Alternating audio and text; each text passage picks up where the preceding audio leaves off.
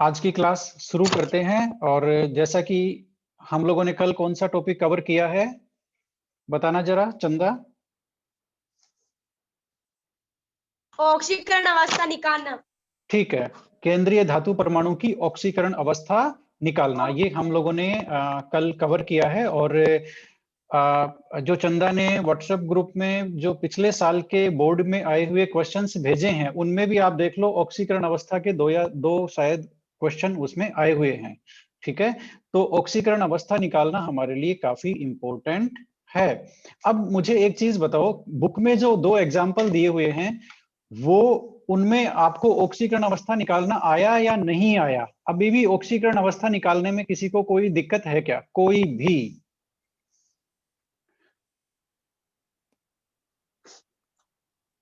किसी को भी कोई दिक्कत होने से तुरंत बोलो। हमने कल यहां पर, ये आपकी बुक है और इसमें हमने देखो, आप लोगों को शायद यहां पर दिख रहा होगा, ऑक्सीकरण अवस्था निकालने में पहला इन्होंने जो एग्जांपल यूज किया है, पहला जो उदाहरण है वो है प्लेटिनम का कॉम्प्लेक्स है। ठीक है, इसमें प्लेटिनम की ऑक्सीकरण अवस्था निकालनी है, तो वो कैसे निकाली है वो समझ में आ गया?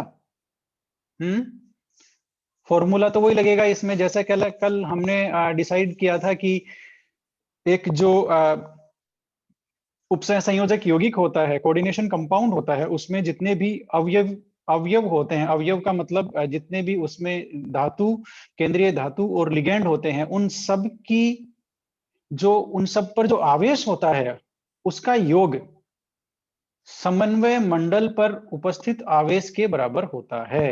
ठीक है, तो यहां पर देखो, ये जो समन्वय मंडल है, इसमें कौन कौन है? दो दो तो लिगेंड है और एक मेटल है। मेटल का हमें ऑक्सीडेशन अंक निकालना है, इसका हमने ले लिया एक्स। देखो, जैसा हमने कल डिस्कस किया था वैसा ही यहां भी किया हुआ है, ये एक्स ले लिया। ठीक है, इसके बाद में NH3 तो हम जानते हैं लिगेंड्स। अच्छा, यहां पर एक मैं तुम लोगों को होमवर्क देता हूं, उसको नोट करते जाओ, नोट करते जाओ क्या क्या करना है तुम लोगों को। लिगेंड्स की पूरी टेबल बना ली, कल मैंने बताया था। लिगेंड्स की टेबल बनानी है, धातुओं की लिस्ट बनानी है, इलेक्ट्रॉनिक कॉन्फ़िगरेशन लिखने हैं। ये कल ये किस किस ने कर लिया? यदि आप लोगों ने नहीं किया है तो इसको जल्दी से कर लें, आज जरूर कर लें। और कल मुझे बताया कि हमने ये कर लिया है, क्योंकि जब तक आपको लिगेंड्स के नाम पता नहीं होंगे, जब तक आपको लिगेंड्स पर आवेश पता नहीं होगा, जब तक आपको लिगेंड का दाता परमाणु पता नहीं होगा, तब तक आप इस चैप्टर को समझने में थोड़ी सी दिक्कत होगी आपको। ठीक है, जैसे कि यहां पर लिगेंड का कौन सा जो पार्ट है वो यूज आ रहा है, हमारे आवेश। हमें हर लिगेंड पर आवेश पता होना चाहिए, तभी हम धातु की ऑक्सीकरण अवस्था निकाल सकते हैं। तो यहां पर NH3 अमोनिया मॉलिक्यूल है, एमीन लिगेंड जिस पर आवेश 0 होता है, ये हम जानते हैं। क्लोराइड, क्लोराइड पर तो जानते ही हैं सब, -1 चार्ज होता है। ठीक है, तो अब यहां पर इसकी समीकरण देखो, यहां पर बन गई। प्लेटिनम का हमने x लिया, प्लस किया, एमीन लिगेंड कितने हैं? 3, 3 को 0 से मल्टीप्लाई किया, 0 उसका आवेश है, फिर प्लस किया। फिर क्लोराइड लिगेंड कितने हैं? क्लोरिडो 3, और 3 को किससे गुणा किया? -1 से। तो समीकरण क्या बन गया? x + 0 और -3, ये पूरा 0 हो गया, और -3 आ जाएगा। इसको 3 को -1 से मल्टीप्लाई करेंगे तो फिर फाइनल इक्वेशन क्या आ गया? x = +3। ठीक है, तो इस तरह से हम ये जो ऑक्सीकरण अवस्था निकाल सकते हैं। अब मैं तुम लोगों के सामने ऑक्सीकरण अवस्था के जो आए हुए क्वेश्चन है वो ही सीधा ला रहा हूं, जो हमें बनाकर दिए हैं चंदा यादव ने। ये बोर्ड की परीक्षा में आए हुए क्वेश्चन हैं। ठीक है, जो अब मैंने जूम कर दिया इसको। सबसे पहला क्वेश्चन तो IUPAC नाम का है, आप लोगों को दिख रहा होगा यहाँ पर।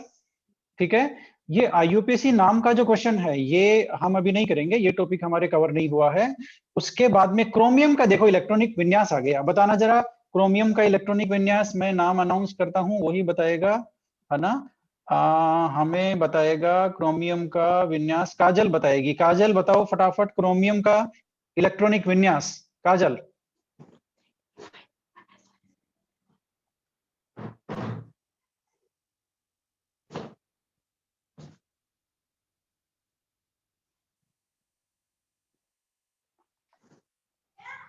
काजल का कोई जवाब नहीं आ रहा। राजश्री, राजश्री और रेशम एक ही जगह है, बताओ राजश्री। 24। क्रोमियम का 24। 24 तो उसका परमाणु क्रमांक है, ये तो क्वेश्चन में ही दिया हुआ है। ठीक है, उसका इलेक्ट्रॉनिक विन्यास पूछा गया है, वो क्या होगा? 2018 में इसको पूछा गया है, क्रोमियम का इलेक्ट्रॉनिक विन्यास क्या होगा?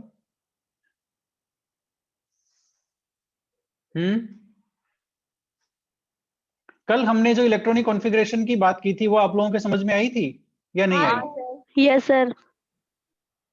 तो फिर क्रोमियम का बताओ, बहुत सिंपल सा है, बोलो। 24 इलेक्ट्रॉन इसमें लगाने हैं। 24 इलेक्ट्रॉन लगाने में मैंने कल बताया था ना आप लोगों को क्या ट्रिक लगानी है। हाँ सर। और यहाँ पर ट्रिक काम नहीं करेगी क्योंकि यहाँ पर D4 आएगा। ये देखो हम क्रोमियम क्रोमियम को हम लिखते हैं Cr। 24 इसका परमाणु क्रमांक है। 24 इंदु माइक बंद रखो अपना, ठीक है। और 24 इसका परमाणु क्रमांक है। अब इसका इलेक्ट्रॉनिक कॉन्फ़िगरेशन लिखना बहुत इजी है। D5 आ जाएगा, 3D5 और 4S1, ठीक है। और ऑर्गन के 18 इलेक्ट्रॉन ये पहले लगा दो, हो गया इलेक्ट्रॉनिक कॉन्फ़िगरेशन, बस। अब यहां पर जो हमने जो ट्रिक ली थी कि 3D4 और 4S2, ये नहीं आएगा क्योंकि 3D4 और 3D9 तो अस्थायी इलेक्ट्रॉनिक कॉन्फ़िगरेशन है, ठीक है। तो इसको अर्ध भरा होने के लिए यहां से एक इलेक्ट्रॉन यहां ट्रांसफर हो जाएगा। और यह देखो अपवाद है, यह इलेक्ट्रॉनिक कॉन्फ़िगरेशन अपवाद है ना, इसीलिए इसे पूछा गया है। तो जो 21 से लेकर कर 30 तक जो परमाणु क्रमांक है उसमें दो ही तो अपवाद होते हैं, एक तो क्रोमियम और एक कॉपर। ये दो ही तो अपवाद होते हैं, क्रोमियम और कॉपर, ठीक है। इनका जो इलेक्ट्रॉनिक विन्यास है वही अपवाद है, बाकी तो सारा एकदम सीधा है, ठीक है। तो इस तरह से ये क्रोमियम का इलेक्ट्रॉनिक विन्यास हुआ। लेकिन अब एक काम करना पड़ेगा आप लोगों को, मुझे समझ में आ गया कहां प्रॉब्लम है।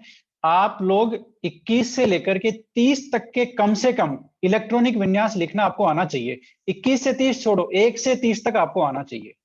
सबके नाम बोलना आना चाहिए, सबके नाम की स्पेलिंग आनी चाहिए, ठीक है। हिंदी में तो हम वैसे ही लिख सकते हैं, इंग्लिश में लिखो बाकायदा, कोई दिक्कत नहीं है। और उनका इलेक्ट्रॉनिक कॉन्फ़िगरेशन लिखना आना चाहिए। चाहो तो 11वीं की बुक में देख लेना, लेकिन 1 से लेके 30 तक मैं कल इलेक्ट्रॉनिक कॉन्फ़िगरेशन तुम लोगों को पूछूंगा, है ना, क्योंकि ये जब तक नहीं सीखोगे तब तक नहीं सीख पाओगे, ठीक है। इसके बाद में हम थे हमारे क्वेश्चन के ऊपर, तो हमने ये कर लिया, है ना।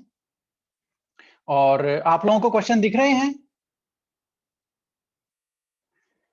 स्क्रीन पे क्वेश्चन है क्या? हाँ सर। Okay, good good. 2019 में देखो क्या पूछा है, निम्नलिखित संकुलों में केंद्रीय धातु आयन की ऑक्सीकरण अवस्था एवं उपसह संयोजन संख्या दीजिए। अब बताओ ये कैसे देंगे? उपसह पहले हम निकालते हैं, उपसह संयोजन संख्या हमने पढ़ लिया है, पहले वो निकालते हैं। तो जो पहला ऑप्शन है कोबाल्ट का जो कॉम्प्लेक्स है ना, इसको मैं, चलो इन दोनों कॉम्प्लेक्सेस को मैं वहां लिखता हूं ब्लैक बोर्ड पर, और इनकी हम निकालते हैं उपसह संयोजन संख्या। ये लो, आज से मैं एक काम और करूंगा, ये जो ब्लैक बोर्ड का जो क्लास वर्क हो रहा है ये भी मैं ग्रुप में डाल दूंगा, यदि किसी को जरूरत हो तो वो उसको दोबारा देख सकता है। तो क्रोमियम का कोबाल्ट का कॉम्प्लेक्स था हमारा, ये है। इसमें सबसे पहले उपसह संयोजन संख्या निकालनी है, जिसको हम लोग बोलते हैं कोऑर्डिनेशन नंबर। बताओ इसमें उपसह संयोजन संख्या कितनी है? मैं नाम बोलता हूं, 6 है, ठीक है, ये तो बात सही है। अब कविता ये बताना जरा, उपसह संयोजन संख्या होती क्या है? कविता बताएगी उपसह संयोजन संख्या होती क्या है।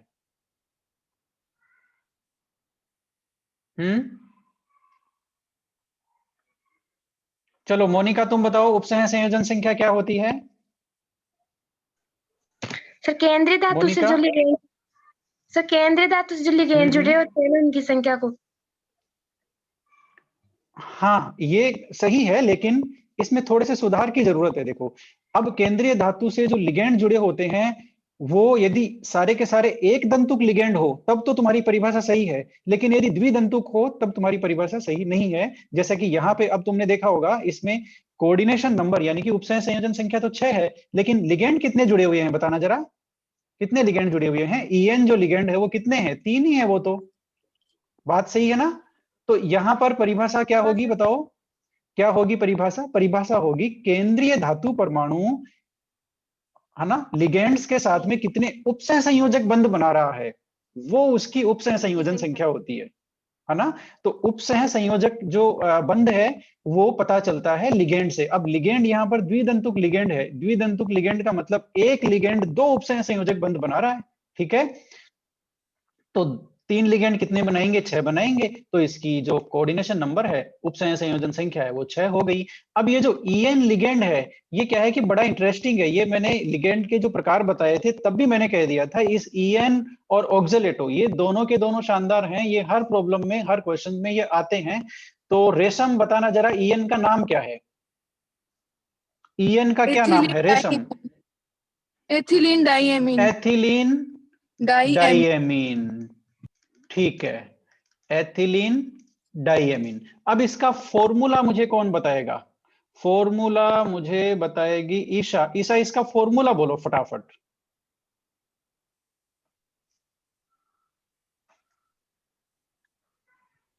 फॉर्मूला बताओ इसका। CH2NH2CH2NH2 ठीक है, CH2NH2। पहले एक एथिलीन यूनिट बनाओ और उसमें लगाओ दोनों तरफ NH2। ये दो बंध बनाते हैं धातु के साथ। ये हो गया एक द्विदंतुक लिगेंड एथिलीन डाइएमीन, ठीक है। तो यहां पर उपसह संयोजन संख्या 6 आ गई। अब इसी में हम ऑक्सीकरण अंक, अच्छा पहले दूसरे में उपसह संयोजन संख्या और निकाल लेते हैं। दूसरा जो हमारा कॉम्प्लेक्स है वो है कॉपर, इसका आयरन का, ये लो भाई, ये कॉम्प्लेक्स है। इसमें उपसह संयोजन संख्या बताओ फटाफट, बोलो कोई भी बोलो फटाफट। 6। इसमें बस हो गया कोऑर्डिनेशन नंबर 6, क्योंकि इसमें 6 लिगेंड, एक दंतुक लिगेंड 6 जुड़े हुए हैं। तो एक दंतुक लिगेंड CN है, वो एक CN एक बॉन्ड बनाता है, 6 लिगेंड जुड़े हुए हैं तो 6 उपसह संयोजक बंध बनाएंगे। तो यहाँ पर उपसह संयोजन संख्या हो गई 6। अब इनमें दोनों में हमें ऑक्सीकरण अंक निकालना है धातु का। तो सबसे पहले हम इसमें निकालते हैं, इस कॉम्प्लेक्स में निकालते हैं। इस कॉम्प्लेक्स में धातु का ऑक्सीकरण अंक निकालो फटाफट, निकाल के मुझे बताओ Fe का ऑक्सीकरण अंक क्या आया? +2। +2 आएगा। Fe का ऑक्सीकरण आएगा +2। ये कैसे आया सुनो, ये कैसे आया सुनो। हमारा रूल क्या है? धातु और लिगेंड के आवेश का योग समन्वय मंडल पर उपस्थित आवेश के बराबर होता है। अब ये जो हमारा समन्वय मंडल है, इसमें देखो कौन कौन है। एक तो है Fe और 6 क्या है? CN लिगेंड, ठीक है। अब इस पर आवेश कितना आएगा? इस पर आवेश पता चलेगा हमें इससे। ये है पोटेशियम। पोटेशियम पर पूरी दुनिया जानती है, एक पोटेशियम पर 1 प्लस चार्ज होता है। तो 4 पोटेशियम पर हो गया 4 प्लस चार्ज।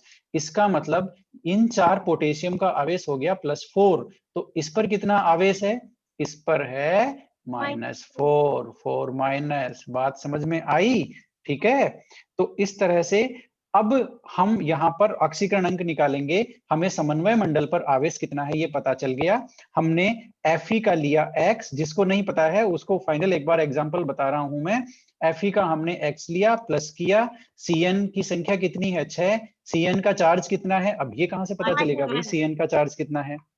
-1। ये देखो कैसे पता चलेगा, जब तक तुम लोग वो टेबल याद नहीं करोगे, लिगेंड्स की टेबल नहीं बनाओगे, तब तक नहीं पता चलेगा कि इसका नाम क्या है और इसका आवेश क्या है ना। और इसका योग कितना होना चाहिए? -4, ठीक है। तो x, अब ये 6 को -1 से गुणा करेंगे तो हो गया -6, x प्लस और -6 तो हो गया x -6 बराबर +4, ठीक है। तो अब x की वैल्यू बता दो भाई क्या है? नहीं, बराबर यहाँ -4 आएगा। तो x की वैल्यू क्या हो गई बताना जरा? +2। यहाँ पर x की वैल्यू आएगी +2, क्योंकि ये इक्वेशन हो जाएगा x = 6 - 4 बराबर 2। तो ये जो +2 है ये है हमारे आयरन का ऑक्सीकरण अवस्था। इसी तरह से जो दूसरा हमारा एग्जाम्पल था उसको भी मैं यहाँ पर सोल्व कर देता हूं। हालांकि उसकी जरूरत नहीं होनी चाहिए आप लोगों को। यहाँ पर मुझे आवेश बताना जरा क्या है, उसमें 3+ ही होगा, ठीक हाँ है। सर। अब देख लो, कोई बात नहीं। अब यहाँ देख लो, क्रोमियम का हमने x माना, प्लस किया, इसकी संख्या कितनी है 3। En पर आवेश कौन बताएगा मुझे, जल्दी बोलो, En पर आवेश क्या है? जीरो। En पर कोई आवेश नहीं होता, तो बराबर इनका योग आ गया +3। समन्वय मंडल पर चार्ज +3 है, इसलिए हमने यहाँ लिखा। ये En की संख्या है 3, हमने यहाँ लिखी। तो x, अब ये तो x + 0 इज इक्वल टू +3, तो x इज इक्वल टू +3, तो हो गया क्रोमियम का ऑक्सीकरण अवस्था +3। तो इस तरह से ये हमारा जो बोर्ड का क्वेश्चन था, ये हमने कर लिया सोल्व, ठीक है। अब आगे और देखते हैं क्या हमने और कोई क्वेश्चन कवर कर। ये लो भाई, ये तो बड़ा शानदार क्वेश्चन है। NiCO4 में Na की ऑक्सीकरण अवस्था, अब तुम लोग ही निकाल करके मुझे फटाफट बताओ, चैट बॉक्स में आंसर लिखो। NiCO4 में Na की ऑक्सीकरण अवस्था चैट बॉक्स में फटाफट लिख करके मुझे बताओ।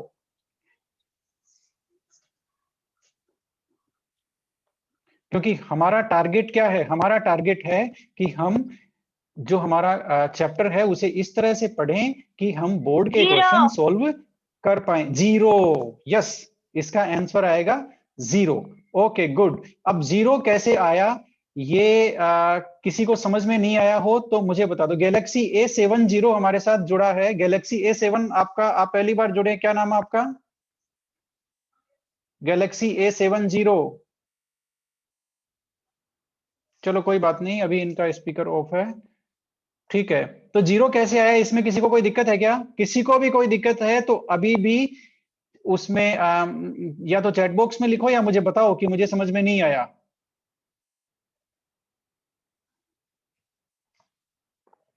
ओके, तो मुझे लगता है सबको समझ में आ गया 0 कैसे है।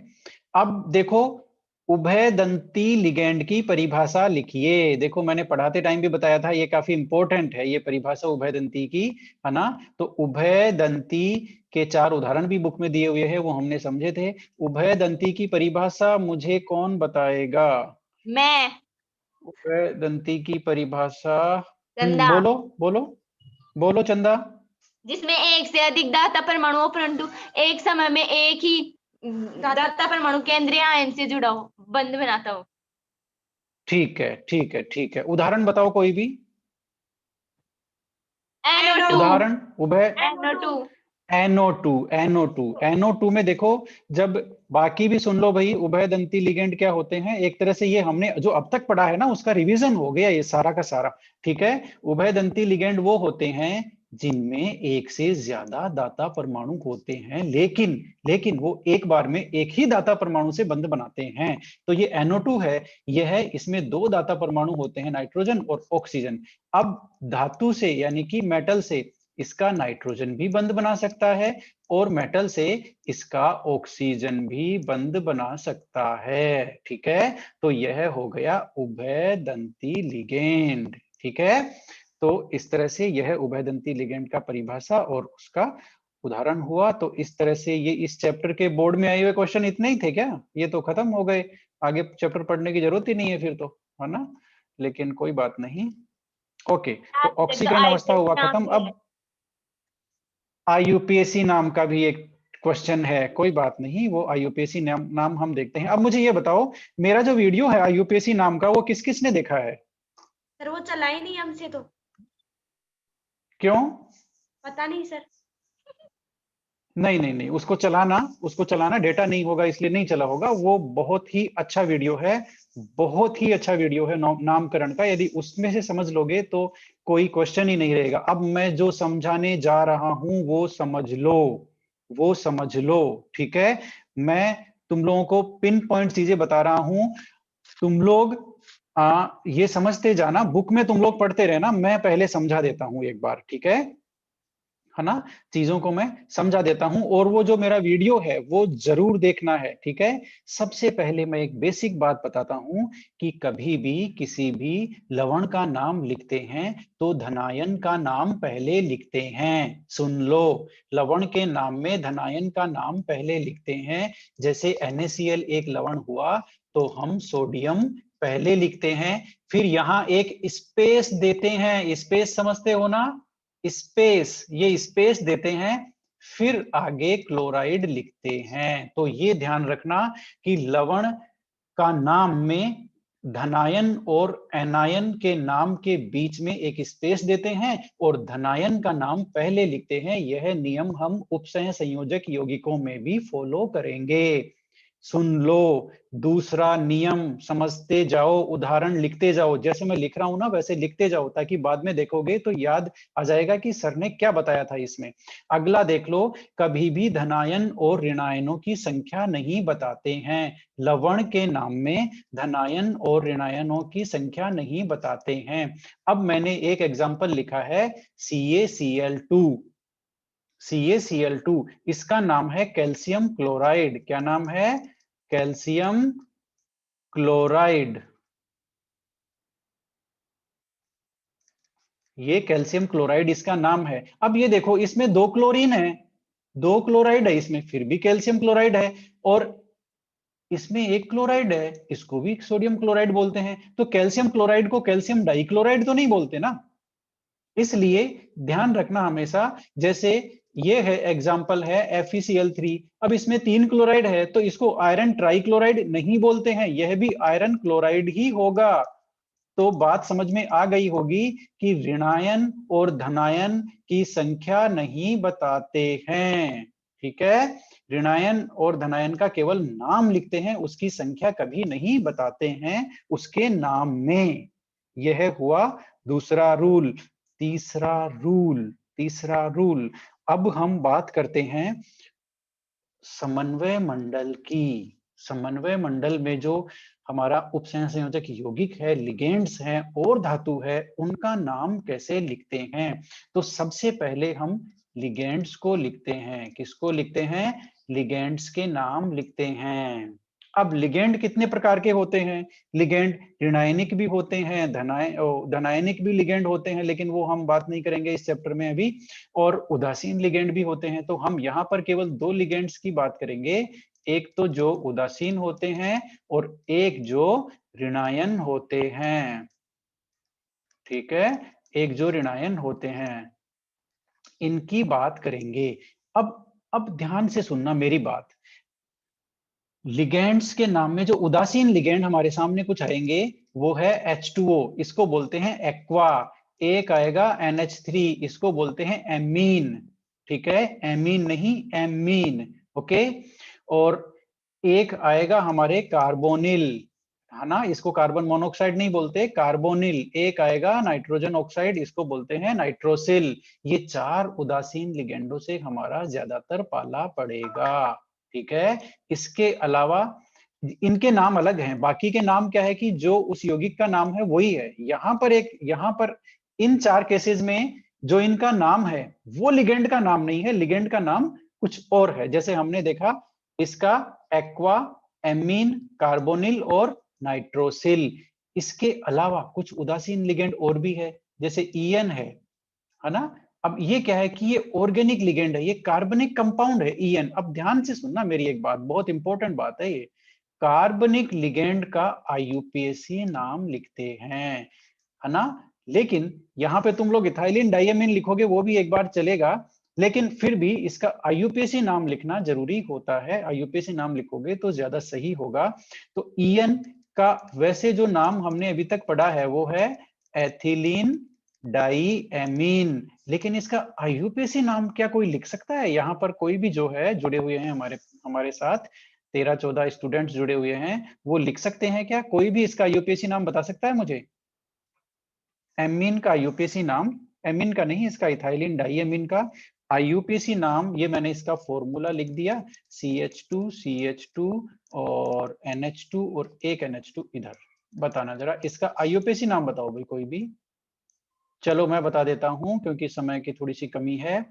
तो इसका हो गया एथेन, लिखते जाओ, एथेन 1,2 डाई। अब ये इंग्लिश आ गई क्योंकि यही मेरी आदत है लिखने की, तो ये मैंने हिंदी में लिख दिया diamine. Ethane 1,2 diamine, ये इसका नाम है। ये है एथेन। ठीक है, CH3 एथेन होता है ना, एक हाइड्रोजन हटा करके इधर NH2 ग्रुप लगा दिया, इधर एक हाइड्रोजन हटा करके NH2 ग्रुप लगा दिया, तो ये हो गया डाइएमीन। और इस कार्बन को 1 और इस कार्बन को 2, किसी को भी 1 2 दे दो, यहाँ तो दोनों बराबर हैं, तो ये 1 2 डाइएमीन हो गया। अब एक IUPAC नामकरण का एक रूल मैं यही बता देता हूं, वो पूरी जिंदगी ध्यान रखना है तुम लोगों को। वो रूल कौन सा है? IUPAC नामकरण में कभी भी स्पेस नहीं आता, ध्यान रखना।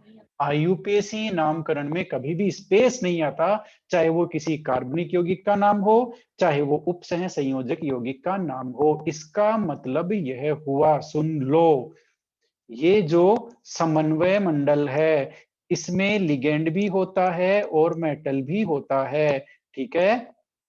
इस समन्वय मंडल का जब भी नाम लिखते हैं, सुन लो भाई, इस समन्वय मंडल का जब भी नाम लिखते हैं तो स्पेस नहीं देते हैं, स्पेस कहीं नहीं आएगा, नाम लगातार होगा, ठीक है, नाम लगातार होगा, है ना। तो इस तरह से ये कुछ मैंने बातें बताई है। अब वापस हम चलते हैं हमारी बुक में और देखते हैं हमारी बुक क्या कह रही है। सबसे पहले वाला जो नियम है वो बुक आपको दिख रही है ना?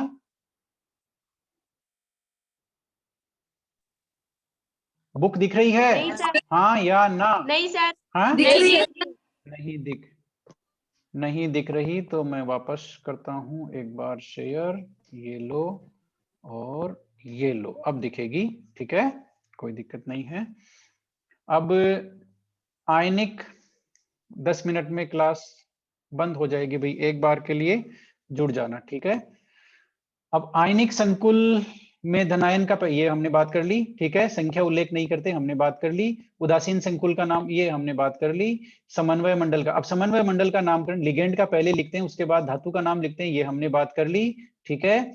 अब ये जो छोटे कोष्टक में धातु परमाणु, ये भी कोई दिक्कत वाली बात नहीं है, ये इतना हो गया। अब हम लिगेंड का नामकरण देखते हैं भाई। तो लिगेंड में उदासीन लिगेंडों का नामकरण तो मैंने बता दिया कि जो कुछ का स्पेशल नाम है और बाकी का जो कार्बनिक लिगेंड होते हैं उनका IUPAC नाम लिखते हैं, लेकिन उनका सामान्य नाम जैसे इथाइलिन डायमीन है, उसका सामान्य नाम वो लिख दोगे तो वो भी गलत नहीं होगा, वो चलेगा, उसमें नंबर पूरे मिलेंगे तुम लोगों को, ठीक है। अब जो अगली लाइन है वो बड़ी खतरनाक है, ये कह रहा है कि लिगेंड का नाम का समापन ओ से होता है, ठीक है। अब ये कैसे लागू होता है, ये मैं लेके चलता हूं वापस वहीं पे, कहां पर, हमारी जो लिगेंड की जो लिगेंड के कौन से लिगेंड का नाम समापन ओ से होता है? ऋणायन लिगेंड का। ऋणायन लिगेंड जैसे ये है, इसका नाम है क्लोराइड, तो इसका नाम क्या हो गया भाई? अब इसको सामान्य रूप में क्लोराइड आयन बोलते हैं, तो लिगेंड के रूप में इसका नाम क्या हो जाएगा, बताना जरा। क्लोराइडो या क्लोरिडो, कुछ भी लिख सकते हैं, ठीक है, क्लोराइडो या क्लोरिडो। अब जैसे इसका बताना, आयोडाइड जो है इसका आयोडिडो। अब एक्चुअल में देखो, हम ये रूल तो इंग्लिश के हैं, इंग्लिश में लिखने के हैं, अब हम इन्हें हिंदी में कन्वर्ट कर रहे हैं, तो हम इसको कुछ लोग इसको आयोडाइडो लिखेंगे, कुछ लोग इसको आयोडिडो लिखेंगे, तो दोनों ही सही हैं, ठीक है। बाकी इंग्लिश में हम जैसे इसको लिखते हैं तो वो आयोडिडो होता है, इसका नाम हो जाएगा ब्रोमीडो, ठीक है, इसका नाम हो जाएगा फ्लोरिडो, ठीक है। अच्छा, ये एक लिगेंड जो मैं लिख रहा हूं ये बड़ा ही इंटरेस्टिंग है, इसका नाम क्या है? ऋणायनिक लिगेंड है, इसको वैसे क्या बोलते हैं? CN- को बताना जरा। साइनो। देखो इसका नाम, दो नाम हो सकते हैं इसके, मैं बताता हूं। इसका इंग्लिश में नाम है साइनाइड, ठीक है। तो यदि अब लास्ट का जो ई है उसको हटा के हमें क्या करना है? ओ भाई, ये रूल जो है ये यही कह रहा है। देखो ये एक्चुअल में तो इंग्लिश का रूल है कि लास्ट का ई हटा करके ओ रखना है, ठीक है। तो इसका नाम हो गया साइनिडो लिख दोगे वो सही है, लेकिन हमारी बुक ये कहती है कि इसको साइनो लिख दो। एक्चुअल में साइनो है ना, वो पुराना नाम है, पहले लिखते थे, लेकिन कोई बात नहीं, अभी तुम साइनो लिख दोगे तो उसमें भी नंबर मिलेंगे, क्योंकि वो हमारी बुक में लिखा हुआ है जो पुराना सिस्टम था उसके हिसाब से, ठीक है। ये देखो कुछ इन्होंने यहाँ उदाहरण दिए हैं कि भाई CN- है, ऋणायनिक लिग। अच्छा, ये जो ओ वाला रूल है ये ऋणायनिक लिगेंड पे ही लागू होता है, ठीक है। जैसे इसको साइनो कर दिया, ये कार्बोनेट इसका नाम है CO3 का, इसका कार्बोनेटो हो जाएगा। इसका क्लोराइड नाम है तो इसको क्लोरिडो बोलेंगे या क्लोराइडो। अब ये जो क्लोरो लिखा हुआ है ना, देखो यहां पर एक चीज समझ लेना, ये आज के टाइम में गलत है, आज के टाइम में क्लोरो नहीं लिखते हैं, आज के टाइम में इसको लिखते हैं क्लोरिडो। ठीक है, मेरा वीडियो देखना, उसमें अंग्रेजी के शब्द यदि तुम लोगों ने पकड़ लिए, जैसे कैटायन को धनायन बोलते हैं, एनायन को ऋणायन बोलते हैं, बहुत सिंपल सी अंग्रेजी है, उसमें ज्यादा कुछ नहीं है, मैं हिंदी में ही बोल रहा हूँ। ठीक है, तो यदि वो तुम लोगों ने सुन लिया तो तुम लोगों को सारे कॉन्सेप्ट क्लियर हो जाएंगे नामकरण के, और वो आधे घंटे का वीडियो ही पूरा पर्याप्त है, उसमें कुछ भी नहीं छोड़ा हुआ है मैंने। ठीक है, तो कोशिश करना कि वो तुम लोगों को समझ में आए, उसको देखना, एक बार देखना, रोक रोक करके देखना यदि मोबाइल की सुविधा हो जाए तो, और नहीं तो हम लोग यहाँ पे पढ़ ही रहे हैं। ठीक है, तो साइनो को, ये साइनाइड को साइनो बोलते हैं, साइनो रख लो, साइनिडो भी बोल सकते हो, कार्बोनेटो, इसको क्लोरिडो भी बोल सकते हो, क्लोरो भी लिख देना, कोई बात नहीं, क्योंकि हमारी बुक कह रही है, इसलिए हमारे बोर्ड एग्जाम में ये मान लिया जाएगा। वैसे इसको क्लोरिडो बोलते हैं, वो चेंज हो गया, ये पुराना पैटर्न है, 2004 के पहले का है ये, 2004 बाद में चेंज हो गया, अब इसको क्लोरिडो बोलते हैं। ठीक है, उदासीन लिगेंड का नाम यथावत रखते हैं, ये हमने बात पढ़ ली भाई, इनका नाम एक्वा, एमीन, कार्बोनिल, इनको यही बोलते हैं। ठीक है, धनात्मक लिगेंड का समापन ईएम से होता है, धनात्मक लिगेंड से हमारा पाला नहीं पड़ेगा, फिर भी कोई बात नहीं, दो धनात्मक लिगेंड यहाँ पे है, NO+, इसका नाम है नाइट्रोसोनियम, ईएम आ गया लास्ट में। उसके बाद में ये देखो ईएम, इस ईएम से समापन होता है इसका, ये है हाइड्रोजीनियम, ये देखो ईएम आया लास्ट में, तो धनात्मक लिगेंड के लास्ट में लगाते हैं ईएम। उदासीन लिगेंड का नाम रखते हैं यथावत, और ऋणायनिक लिगेंड के लास्ट में क्या क्या लगाते हैं, जोर से बोलो सारे।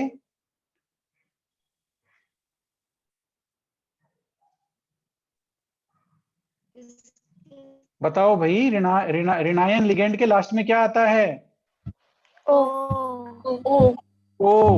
ओ आता है। तो चलो, मैंने एक नाम बोला, मैंने बोला ब्रोमाइड, तो इसका क्या हुआ?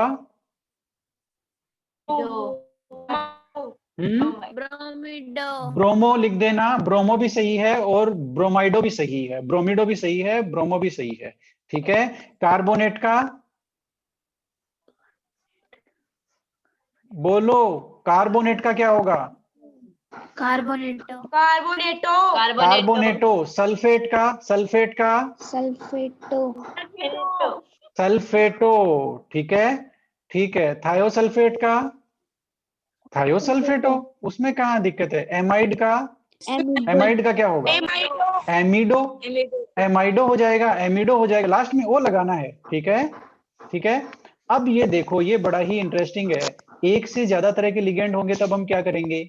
एक से ज्यादा तरह के लिगेंड हो तो उनको अंग्रेजी के नाम के वर्णमाला में क्रमानुसार लिखते हैं। यहाँ देखो अंग्रेजी आ ही गई, इस नियम से पता चल रहा है कि केमिस्ट्री हम लोगों ने नहीं लिखी, नहीं तो यह हिंदी का वर्णमाला यानी कि क ख ग को यूज करते, है ना। लेकिन इन्होंने जो रूल है वो तो रूल इंटरनेशनल रूल है ये, ठीक है। तो अंग्रेजी वर्णमाला के हिसाब से लिखते हैं यदि एक से ज्यादा तरह के लिगेंड है। इसका एग्जाम्पल मैं बताता हूँ, ये बड़ा इंटरेस्टिंग है, देखो, है ना। आखिर में अंग्रेजी से हमारा पाला पड़ ही गया। यहाँ ये जो समन्वय मंडल है जिसको मैं गोला कर रहा हूं, इसमें कौन कौन से लिगेंड है बोलो भाई? नहीं दिख रहा। एक तो क्लोरो लिगेंड है। सर हमको तो आपकी स्क्रीन ही नहीं दिख रही। कोई बात नहीं, मैं वापस शेयर करता हूं। तो इतनी देर से बोलना चाहिए था भाई, नहीं दिख रही तो। अब दिख रही है? नहीं दिख रही। अच्छा, तो कोई बात नहीं, अब दिखेगी। अब दिख रही है? नहीं सर, नहीं दिख रही। ऐसा तो मुश्किल है, ऐसा तो मुश्किल है। फिर वो तुम्हारे एंड पे क्या है कि इंटरनेट नहीं है ना। बाकी अब दिख रही होगी मेरे ख्याल से। हाँ सर। Okay good. तो ये मैंने गोला किया है ना। इसमें क्लोरीन और अमोनिया, एमीन और क्लोरिडो, दो लिगेंड है। अब ध्यान से देखना, इसका नाम कैसे लिखेंगे मैं समझा देता हूं। हमेशा ये बताओ मुझे, कोई भी जो लवण होता है उसमें पहले धनायन आता है ना, ठीक है। तो यहाँ पर ये जो हमारा पोटेशियम है, ये पोटेशियम है, ये हो गया। और इसका मैं यहाँ लिखता हूँ, देखो फॉर्मूला, वहां तो मैंने इसको गोला कर दिया, पोटेशियम, प्लेटिनम, और ये Cl3 और NH3, ठीक है। अब ये जो पोटेशियम है, देखो पहले धनायन लिखते हैं, तो ये पोटेशियम धनायन हो गया, तो सबसे पहले इसका नाम लिखेंगे, तो इसका नाम ये आ गया पोटेशियम, कोई दिक्कत नहीं है। फिर अब समन्वय मंडल का नाम लिखेंगे। समन्वय मंडल में पहले लिगेंड का नाम लिखेंगे। सुन लो भाई, बहुत सिंपल सिंपल से रूल है। पहले लिगेंड का नाम लिखेंगे। लिगेंड में पहले किसका नाम लिखेंगे? यदि एक से ज्यादा लिगेंड है ना, तो अल्फाबेटिकल ऑर्डर यानी कि अंग्रेजी वर्णमाला। अंग्रेजी वर्णमाला में यहाँ पर क्लोरीन सी से स्टार्ट होता है और एमीन ए से स्टार्ट होता है। ठीक है, तो एमीन पहले लिखेंगे। एमीन की संख्या कितनी है? एक ही है, तो हमने लिखा एमीन। अब फिर क्लोरीन को लिखेंगे, क्लोरिडो लिखेंगे। क्लोरीन कितने हैं? क्लोराइडो लिगेंड कितने हैं? 3 है, तो इसने लिख दिया ट्राइक्लोरो। कोई बात नहीं, ट्राइक्लोरो। उसके बाद यहाँ पर मेटल लिखा है और मेटल को लिखा है, प्लेटिनम मेटल है, प्लेटिनम को लिखा है प्लेटिनेट। क्या लिखा है? प्लेटिनेट। और बाद में उसकी आ गई ऑक्सीकरण अवस्था। तो ये प्लेटिनेट क्यों लिखा है, ये अभी मैं, हमारी जो क्लास कट होकर के दोबारा जुड़ेगी उसके बाद में बाकी जो नियम है वो हम समझेंगे और आने वाले 10 मिनट में हम इसको खत्म कर देंगे नामकरण को। उसके बाद में कल आपको क्या करना है, ये जो टेबल दी हुई है किताब में, ये सारे नामकरण के क्वेश्चन सोल्व करने हैं। इनमें से कोई सा भी नहीं हो सोल्व तो मुझे कल बताना है कि हमें ये नहीं आया, इनको समझाओ। ठीक है, ये तुम लोग करोगे तभी होगा। मतलब आधा मैं करता जा रहा हूं, आधा आप लोग करते जाओ तो सीखते जाओगे। ठीक है, ये सारे नाम आप लोगों को करने हैं और यदि मेरा वीडियो देख लोगे तो वो मोर देन एनफ है, उसमें कुछ भी नहीं छूटा हुआ। ठीक है, अभी हमारी क्लास कट जाएगी और हम दोबारा जुड़ेंगे। उसके बाद में मैं आपको धातु में ये जो धातु के नियम से संबंधित क्या नियम है वो मैं बताऊंगा। ठीक है, तो पार्टिसिपेंट में हमारे साथ आज मनीष नहीं आया, मनीष नहीं है, सुभाष चौधरी भी नहीं है और